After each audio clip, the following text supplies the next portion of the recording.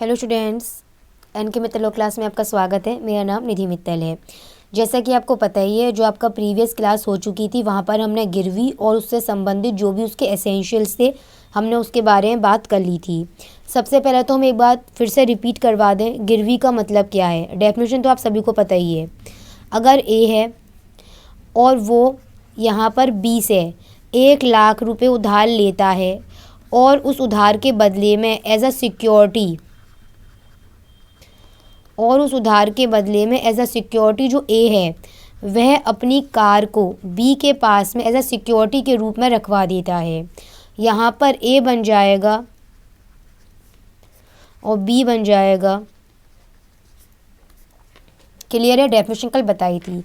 आज हम बात करेंगे कि जो यहाँ पर इस संबंध में यह पौनी है उसके राइट्स क्या होते हैं। सबसे पहली बात तो ये कि जब मैं आपको यहाँ पर इसे ए और बी के एग्जाम्पल के अकॉर्डिंग ही बताऊंगी, इसी वाले के एग्जाम्पल को पूरी तरह मैं रखूँगी और उसी में बताती चलूँगी मैं। ठीक है? तो जब मैं अगर ए बोल जाती हूँ या बी बोलती हूँ तो आप समझ जाइएगा कि मैं यहाँ पर इस संबंध में किसके विषय में बात कर रही हूँ। आज हम बात कर रहे हैं राइट्स ऑफ बी। आज हम बात कर रहे हैं कि जिसके पास गुड्स को गिरवी रखा गया है उसके राइट्स क्या होते हैं। आज हम इसके बारे में बात करें तो सबसे पहले तो उसके पास राइट आएगा कि उसे अपना पेमेंट चाहिए। उसने जो 1,00,000 रुपये बी को दिए हैं उसे वो पेमेंट चाहिए, उसका वो सबसे पहला राइट है। और जब तक यहाँ पर ए के द्वारा पेमेंट नहीं कर दिया जा रहा है बी को, जब तक ए के द्वारा पेमेंट यहाँ पर बी को नहीं कर दिया जा रहा है तब तक इसके पास में, जिसके पास में सामान गिरवी रखवाया गया है, उसके पास ये राइट रहेगा कि वो उस गुड्स के ऊपर अपना रिटेन रख सकता है, अपना पोजीशन तब तक के लिए रख सकता है। और इतना ही नहीं केवल पोजीशन रख सकता है उस गुड्स के ऊपर जब तक पेमेंट नहीं मिल जाता, बल्कि अगर इन्होंने कोई इंटरेस्ट वगैरह भी तय करा है इस संबंध में तो वो इंटरेस्ट भी उसे मिलना चाहिए और तब तक के लिए वो उस गुड्स को अपने रिटेन रखेगा, अपने पोजीशन में रखेगा। अगर उसने उस गुड्स के ऊपर कोई खर्चा करा है तो एग्जाम्पल में समझाती हूँ। जैसे कि सपोज करो जब ए ने अपनी कार बी के पास गिरवी रखी तो ए तो कार को बाहर दरवाजे पर गिरवी रख कर छोड़ के चला गया बी को कहकर कि कार वो पोजीशन में दे रहा है बी की। कार की सिक्योरिटी तो बी को ही रखनी पड़ेगी, बी को तो सेफ्टी देखनी पड़ेगी। वहाँ कार की सिक्योरिटी के लिए बी ने उसके ऊपर वहाँ पर टीन वगैरह डलवा दी ताकि उसके ऊपर बरसात वगैरह का पानी में ख़राब ना हो जाए, कोई चोरी करके ना ले जाए। उसने बहुत सही तरीके से उसको रखा, उसने खर्चा करा उसने इसकी सिक्योरिटी पर, वो इन सभी खर्चों को वसूल करेगा। खर्चे कैसे हैं? नेसेसरी खर्चे, जो उसने नेसेसरी एक्सपेंसेस है उन सभी को वो यहाँ पर इस संबंध में उससे वसूल करेगा।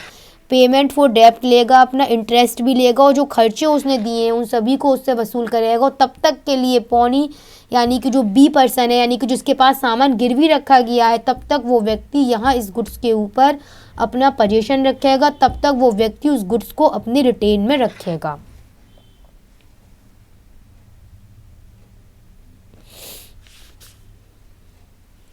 हाँ, अगली बात आती है pawnee right when where pawnor makes default.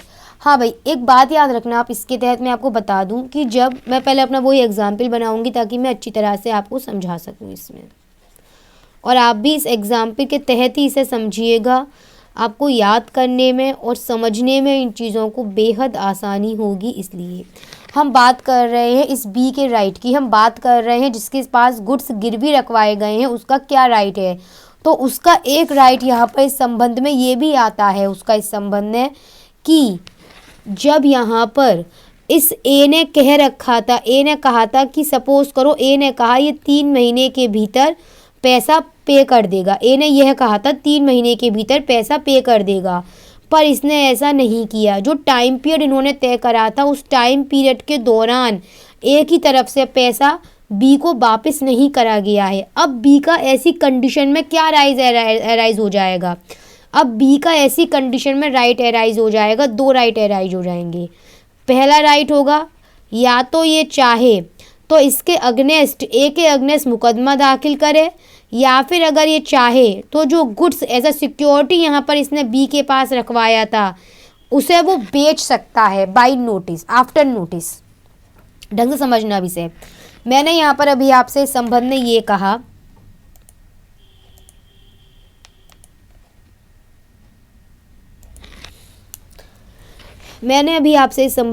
कहा कि ए जिसने कार बी के पास में गिरवी रखवाई है, अगर यहाँ पर इन्होंने कोई टाइम पीरियड इस संबंध में तय करा था कि ए के द्वारा इतने टाइम पीरियड में पेमेंट कर दिया जाएगा और अपना जो कार उसने गिरवी रखवाई है वो वापस ले लिया जाएगा, पर अगर ए इस टाइम पीरियड में पेमेंट नहीं करता है, इसमें डिफ़ॉल्ट करता है अगर ए ऐसा करने में, तो यहाँ इस संबंध में जो बी होगा उसके पास राइट एराइज हो जाएगा कि अगर वो चाहे तो इस बी ए के अगेंस्ट, अगर वो चाहे तो इस ए के अगेंस्ट यहाँ इस संबंध में सूट फाइल कर सकता है, या फिर अगर ये चाहे तो इसको, इस ओनर को, इस ए को एक रीजनेबल टाइम पीरियड का नोटिस देकर इसके इस वाले कार को, इसके जो गुड्स एज सिक्योरिटी रखा गया है उसे वो बेच भी सकता है।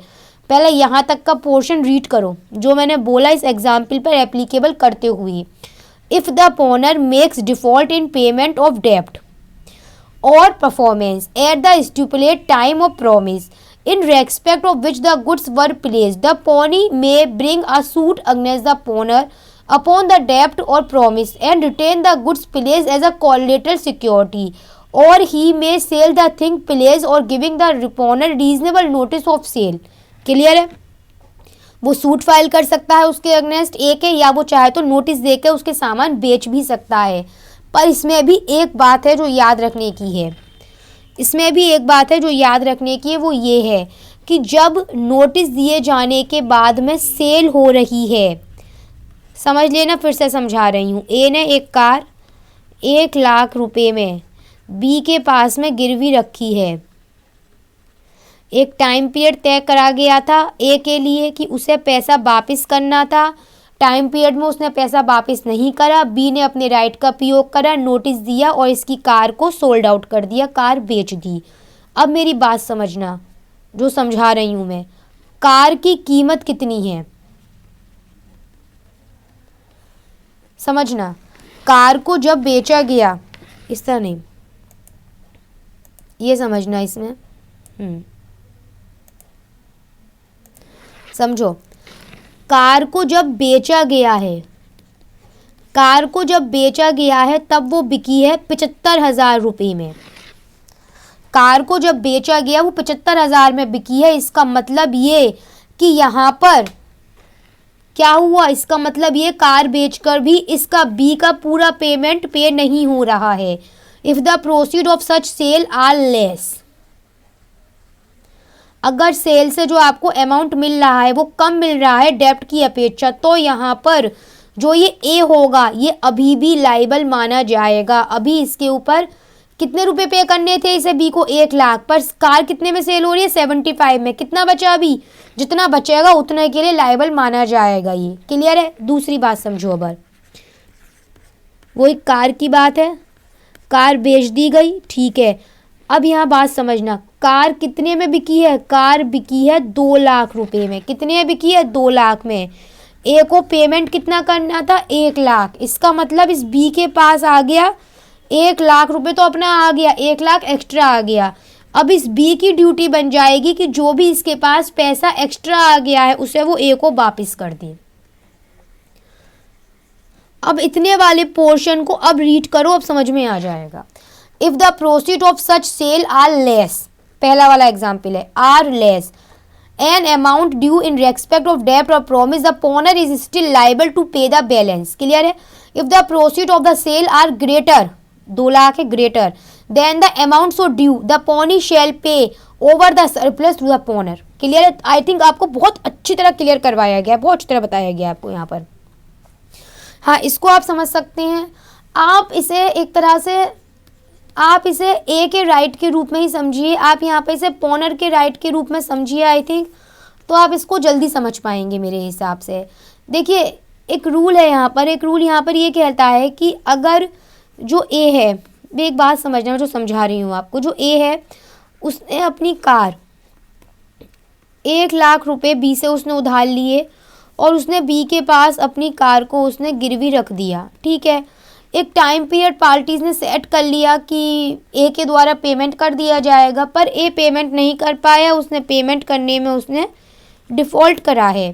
तो यहाँ पर एक तरह से सेक्शन 177 जो है वो ए को एक राइट दे रहा है कि ए के पास ये राइट है कि टाइम निकल जाने के बाद भी उसके पास ये राइट है कि वो अपना पेमेंट पे कर सकता है, वो अपनी प्रॉपर्टी वापस पा सकता है। इसे हम कहते हैं वो इसे रिडीम करा सकता है, अपने गुड्स को वापस प्राप्त कर सकता है, बशर्ते कि अभी तक बी की तरफ से एक्चुअल सेल ना करवाई गई हो। अगर एक्चुअल सेल ना करवाई गई है तो ए के पास ये राइट आ जाता है यहाँ पर कि वो बी से टाइम पे निकल जाने के बाद भी अपनी प्रॉपर्टी को रिडीम कर सकता है, वापस ले सकता है। बस इतना ज़रूर होगा कि उसके डिफ़ॉल्ट करने की वजह से जो भी एक्सपेंसेस वगैरह लग रहे होंगे एक्स्ट्रा, उनको उसे पे करना होगा।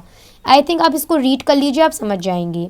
If a time is stipulate for the payment of डेब्ट परफॉर्मेंस और promise for which the place is made and the pawnor makes default in payment of डेब्ट or performance of the promise as stipulated time, he may redeem the goods placed at any subsequent time before the actual sale of them, but he must in the case pay in addition any expenses which have arise from his default.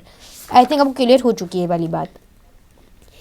एक general rule apply होता है, एक general rule apply होता है, वो ये होता है कि जो व्यक्ति सामान गिरवी रख रहा है, हम ये मान के चलेंगे कि उसी व्यक्ति के ऊपर इस सामान का टाइटल है, वही इसका रियल ओनर है। लेकिन इस नियम के कुछ अपने एक्सेप्शन भी पाए जाते हैं, लेकिन इस नियम के अपने कुछ एक्सेप्शन भी हैं, और उसी में से एक एक्सेप्शन आता है मर्केंटाइल एजेंट का एक्सेप्शन है। अगर कोई व्यक्ति जो कि मर्केंटाइल एजेंट है, मर्केंटाइल एजेंट जो है वो एजेंट का ही एक प्रकार है, काइंड्स ऑफ एजेंट है। अगर कोई व्यक्ति मर्केंटाइल एजेंट है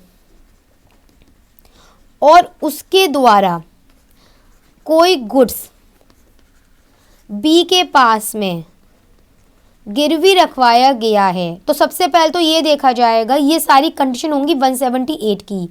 मर्केंटाइल एजेंट के द्वारा जो गुड्स मर्केंटाइल एजेंट के पोजीशन में थे, मर्केंटाइल एजेंट के पास में कुछ गुड्स थे जो कि वो गुड्स उसे यहाँ पर जो इसका प्रिंसिपल है सी, उसकी कंसेंट से उसके पास में कुछ गुड्स मर्केंटाइल एजेंट के पास रखवाए गए थे। मर्केंटाइल एजेंट ने अपना ये जो काम किया है गुड्स को गिरवी रखने का, वो उसने अपना काम ऑर्डिनरी कोर्स ऑफ बिजनेस किया है। यहाँ पर मर्केंटाइल एजेंट के द्वारा इस प्रकार का जो गिरवी रखवाया गया है गुड्स, कहने को वो रियल ओनर नहीं है, पर तब भी इस प्रकार का रखवाया गया गिरवी अपने आप में वैलिड माना जाएगा। मैंने अभी आपसे क्या कहा था, एक जनरल रूल ये कहता है कि जो व्यक्ति सामान गुड्स को गिरवी रख रहा है वही व्यक्ति उस गुड्स का रियल ओनर माना जाएगा, टाइटल रखा हुआ माना जाएगा। पर इस नियम के कुछ एक्सेप्शन है और ये मर्केंटाइल एजेंट भी उन्हीं में से एक है, बशर्ते कि सारी कंडीशन जो 178 में बताई गई हैं कॉन्ट्रैक्ट एक्ट के तहत वो फुलफिल होनी चाहिए। जैसे कि ये कि जो मर्केंटाइल एजेंट है उसने वहाँ पर अपने प्रिंसिपल की सहमति से, जो ओनर है उस गुड्स का, उस ओनर की सहमति से ही ये गुड्स उसके पोजीशन में आए होंगे। उसने अपना ये काम ऑर्डिनरी कोर्स ऑफ बिजनेस करा होगा। और यहाँ पे सबसे एक इम्पॉर्टेंट बात ये आती है कि जिस व्यक्ति के पास ये गुड्स गिरवी रखवाए गए हैं वो व्यक्ति अपना काम गुड फेथ में कर रहा है, और वो व्यक्ति ये मानते हुए कर रहा है इस काम को कि यहाँ पर जो ये ए है यही उस गुड्स का असली ओनर है, और उसने वहाँ पर इस प्रकार की कोई बात नोटिस ही नहीं करी है कि इसके पास ऑथराइजेशन नहीं है। वो ये मान के चल रहा है कि यही असली ओनर है और इसके पास पूरा ऑथराइजेशन है यहाँ पर इसे गिरवी रखवाने का। तभी अगर ये सारी कंडीशंस, ये सारी सर्कमस्टांसेस जिनको मैंने हाईलाइट भी कर दिया है, अगर ये फुलफिल हो रही हैं तो ही हम मान के चलेंगे कि मर्केंटाइल एजेंट द्वारा किया गया जो गिरवी है, जो प्लेस है, वो अपने आप में वैलिड माना जाएगा। इसी के साथ में आप एक सेक्शन और कर लीजिएगा, सेक्शन 178A और कर लीजिएगा आप इसे। मैं आपको इसके लिए एक केस बता देती हूँ, उस केस को पहले नाम लिख लीजिए आप, सॉरी इसका मुझे एक सेकंड दीजिए। Yes,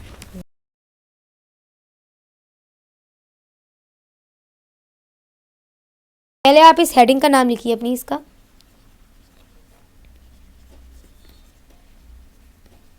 place by person in position under voidable contract. लिख लिया, place by person in position under voidable contract. और इसका एक केस लिख लीजिए आप इसमें।